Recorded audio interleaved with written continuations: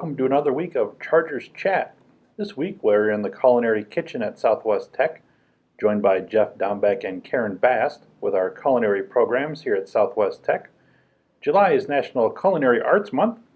Tell us about the month and how you celebrate. Well, it is one of our favorite months. Obviously, July 4th falls in there, but Jeff and I are foodies. We go to bed thinking about food. We wake up thinking about food. It's true. When we get done eating lunch, we think about what we're going to have for dinner. What are we having for dinner? So it is in July, of course, with 4th of July, there's tons of recipes out there. And it's one of our favorite times to do lots of grilling and especially outdoor on the porch drinks or with family and friends. So here at Southwest Tech, we have a culinary arts program and culinary management. Can you talk about those programs? I guess how they're different and maybe kind of how they overlap. Sure. Okay, well, the culinary arts program is one that I am mainly involved in. It has to do a lot with specialty food preparation, things you wouldn't do when you're cooking at home, because you're actually cooking for a career, so the way you do things is different. But it's fascinating, and that's why I love it. Culinary arts is one of those things that there's so much to learn, and there's always more to learn all the time. And it's involved with not only food preparation, but baking. You learn about wine service and things like that. So it really is a very interesting part of it. But culinary arts is mainly food preparation. And Karen does culinary management, and that's less food preparation. You want to talk a little bit more about that? Sure. The other thing I want to talk about in regards to culinary arts too is we serve the general public for a few of our classes where people from the outside of the organization or within the organization can come in and dine with us. And one of the most difficult things for the student is learning not putting everything together, but it's all about learning the timing to put everything together. It's learning the timing of cooking and assembling and plating and garnishing and having all the plates go out all at once, so everything's hot and fresh and the customer is happy with the product. And coordinating that service between the people that prepare the food and the people that serve the food. It's a dance, an exciting dance, but it's a dance. We took this. Jeff and I took a tour to a restaurant, and they did a lot of in-house training, and they were talking about working the flat top grill. And one of the things they said was, and I owned a restaurant for a number of years and just was sort of thrown into working the grill. And the gentleman at the restaurant says, you don't perfect the flat top grill in anything less than 5 years. And I just sort of thought, wow, it's a grill. How hard can it be? But it absolutely is. That timing is essential. But go ahead. I was going to say, every major piece of equipment is nuanced, and there's points about it that you don't know unless you use it extensively. So that's kind of what he was talking about. Can you talk about kind of the hands-on training that's available here to our students? You have a full-size professional kitchen here. Can you talk about that a little bit? We do. Our kitchen it's a fabulous kitchen. It's mostly stainless steel, so it's really easy to clean. Very easy to get dirty in a hurry with all the commotion that's going on back here, the excitement that's going on back here. We have lots of equipment that most people don't have in their home. We have a broaster, and we have steamers, and we have a char broiler, and we have a smoker, and we have lots of equipment that the students will be able to learn, obviously, other than your stove and flat top and those types of things. So the students really get a good feel for what a restaurant kitchen is about. They're sort of spoiled when they're here because the kitchen is rather big and it's always organized and clean. First year that they're here, I'm sort of a taskmaster on where things go. And they really don't understand that until probably their second year, where when they need things in a hurry, they always know it's going to be in a particular spot. They don't have to search the whole kitchen to try to figure out what it is. And it just makes things move along much faster that way, which is what we're looking for always. People look at the industry and they see how it works and they know it goes very, very fast. Always very fast. And it goes fast because it's organized. Otherwise, it wouldn't do that. I had, as I said earlier, I owned a restaurant for about 9-10 years. And I woke up every morning by about 4:45, was there by 5:15. I hardly looked at the clock until it was time when all my last customers were leaving, and that was about 5:30. So my day was a 12-hour day, but it went by in a minute. It felt more like 2 hours. And in that day, Karen went through all the different points of what we do here at Southwest Tech. She did food preparation, she did service, she directed employees, cleaned the operation, Ordered food. yep, made plans for upcoming marketing. events. So all Hired. kinds of things. And because Karen and I have done those types of things before, we are able to share that with the students and give them real life experiences, how those things get done, so that when they leave here, they're ready to go. And Jeff and I come with very different backgrounds. So you put both of our backgrounds together, and it's pretty phenomenal the amount of information that we can share with the students. Mm-hmm. I don't think there's hardly a chapter, an event, a term that doesn't have a story related to it. And usually it starts at my restaurant or with our catering business, because Jeff and I own the catering business together. That we don't have a story, and the students always thank us at the end of their time with us. How thankful they are about us being able to relate real life experiences to the things that they're learning in a book. We just don't stand there and lecture or tell them to read. We've always got something that goes with it that makes it sort of real. And because of that, because of what the students get knowledge-wise, experience-wise, they can use whatever they've learned here and take it wherever they want. Just this week, we talked to a pastry chef that works at Country Club in Madison. We talked to a young man who is in charge of a kitchen and partially the nutrition area of a hospital. We've talked to someone who runs a coffee shop. These are all graduates, owners. Who else have we talked to this week? Well, obviously business owners. We have a sales rep from Cisco. Event coordinators we talked to this week. And that is in Depew, Wisconsin, and Madison, Wisconsin, and Bob's in Dodgeville, the Grumpy Troll. You know, one of the things that Jeff and I are really proud of is that when we came on board, there weren't a lot of people who worked in the area that came from our program. Now, I don't think you can hardly throw a rock that we don't hit someone at a business that's come from Southwest Tech's program. So we're really proud that we put out some really good graduates, and that the graduates don't allow themselves to be held back. They look forward, and any dream that they have, we let them know that it's attainable and that they just have to chase that dream. And the money that they make now is unbelievable. When I was a young man in this business, the money that was available was not the same as it is now.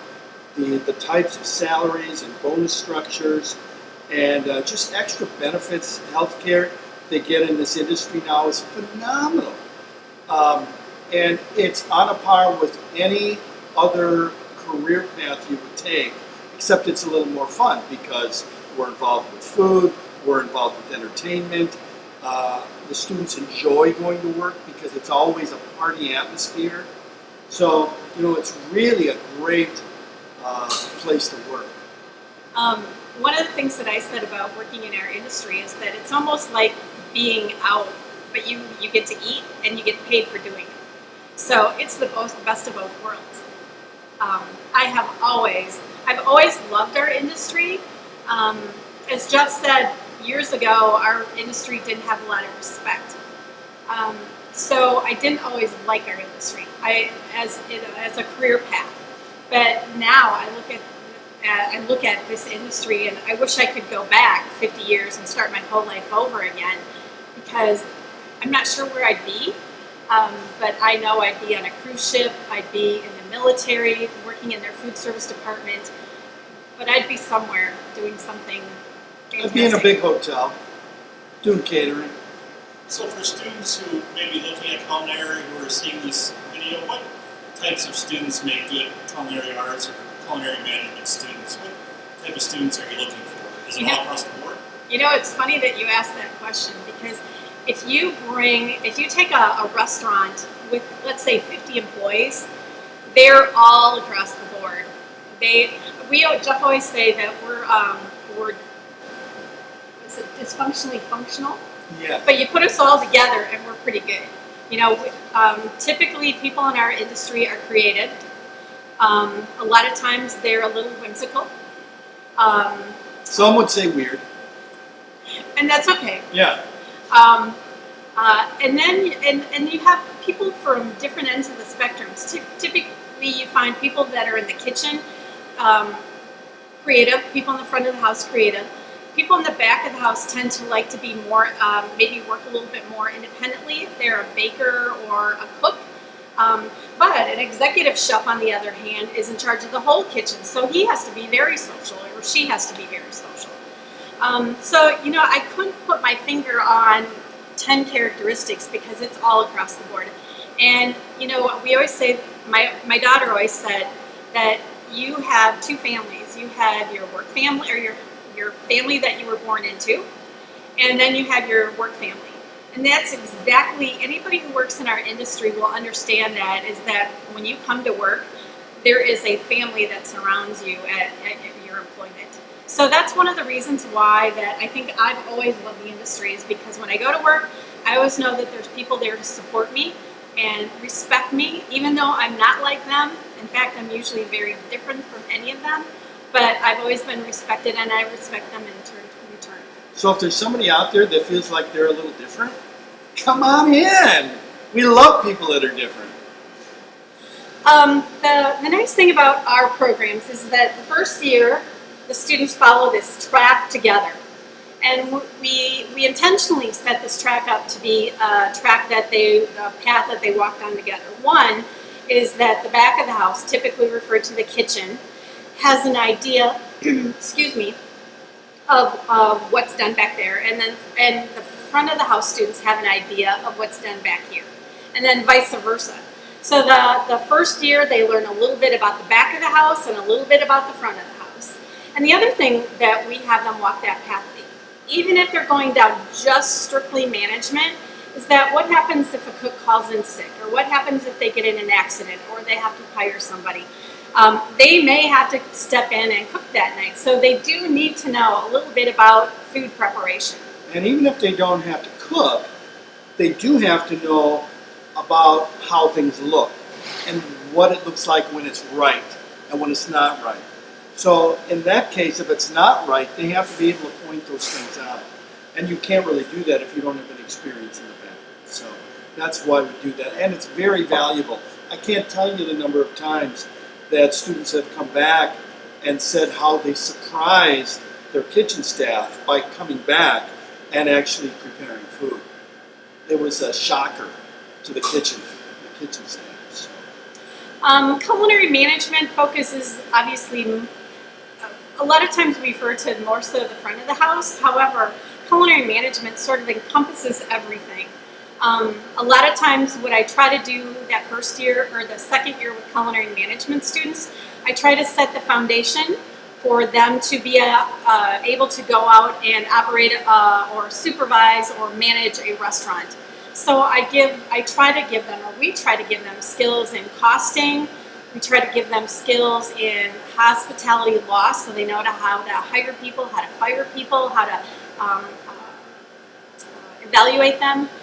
We give them skills in sanitation. One of the most important things in our industry is how to keep a clean kitchen and safe kitchen. We give them skills in supervision, The first thing I always talk about is how to keep your kitchen safe. The second is how to be able to have cash flow, how to make money.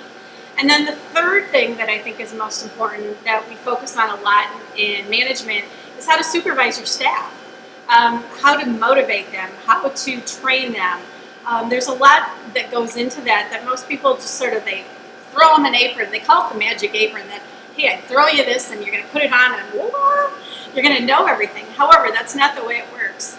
And that supervision part, that ability to lead people, is the same whether you're a general manager in a hotel, restaurant, country club, resort, or you're an executive chef in a kitchen.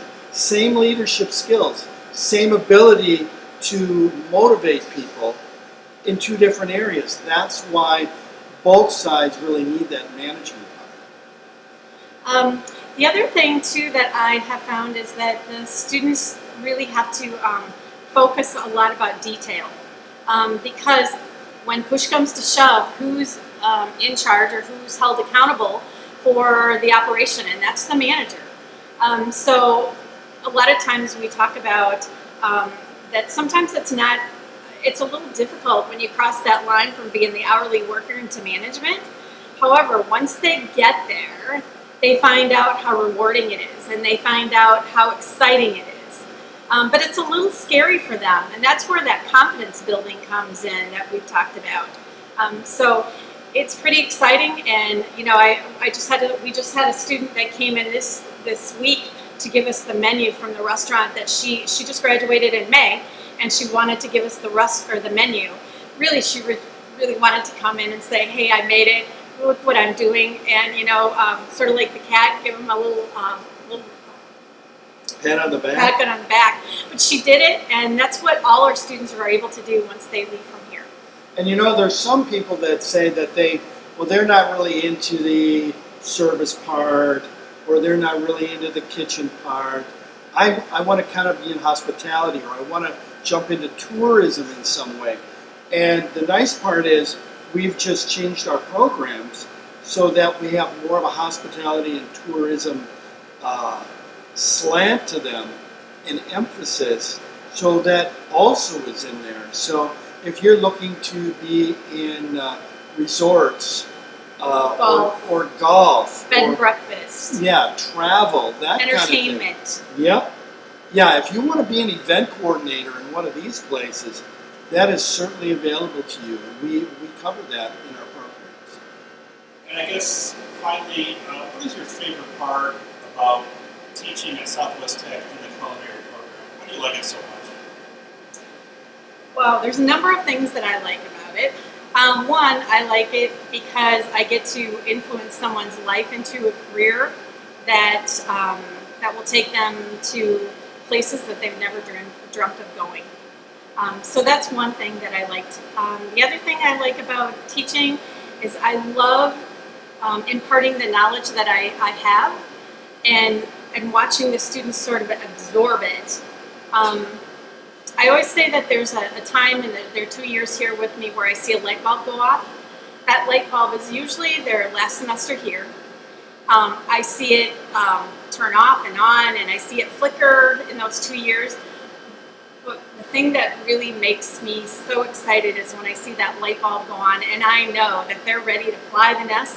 I know that they're ready to walk out the door, and I know that I really no longer have to worry about them. That they're able to stand on their own two legs. And at that point, they're able to speak food service, speak hospitality. Karen can say something and it's instantly recognizable to them, and they can talk back. A good conversation, and that's how you can tell they really have it. For me, I like the fact that I can work with students in the beginning when they have a hard time with their knives. They're not real good at that yet. Or their measurements, they didn't study those a lot when they were in high school, so they really don't know them that well. But by the time they get done in 2 years here, they are able to plan and execute a fabulous meal all by themselves. and show the world what they can do. And that is exciting for me. I don't even have to step in most of the time. They will have a big old a whiteboard that they'll write everything on, all the directions, the plans for the week, how everything gets put together, what it looks like, what the times are. And all their planning comes together in that one afternoon. And they've done it themselves. I love to see that because it's 2 years worth of work all in one day. The last luncheon, last maybe 2 luncheons, almost always the last luncheon, when Jeff and I start thinking about our day, because we're usually here about an hour before the students on that last day, we look at each other and we said, boy, we could probably just not even come, because we know we've handed the keys over and that they can do it. Yeah. And sometimes they don't know they can do it. And that's what, again, one of the things that we build, we're confidence builders. You know, we let them know that they can do it. We also let them know at the same time that they have a lot to learn, and that this industry is one that never stays the same for 24 hours. You'll get up tomorrow and there'll be a new ad on TV about something that's new, and the next day there'll be something new.